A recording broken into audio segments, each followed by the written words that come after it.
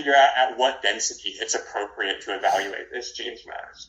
So the prescription that we've adopted is the so-called opacity limit on hierarchical fragmentation, which says that fragmentation must stop when a black sphere is no longer able to radiate its gravitational binding energy within a free sphere.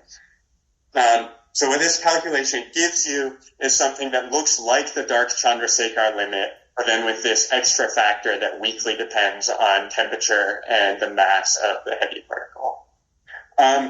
And you can think about this, probably the best way to think about it is as a qualitative measure of the instability of the gas to small scale fragmentation.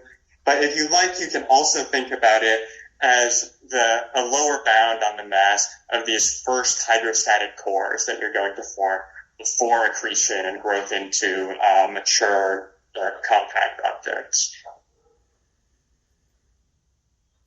So it's then, with this relation, very straightforward to re-show these same plots.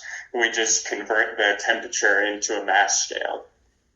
And what you should notice immediately is that all of these numbers are much less than 1 solar mass, right?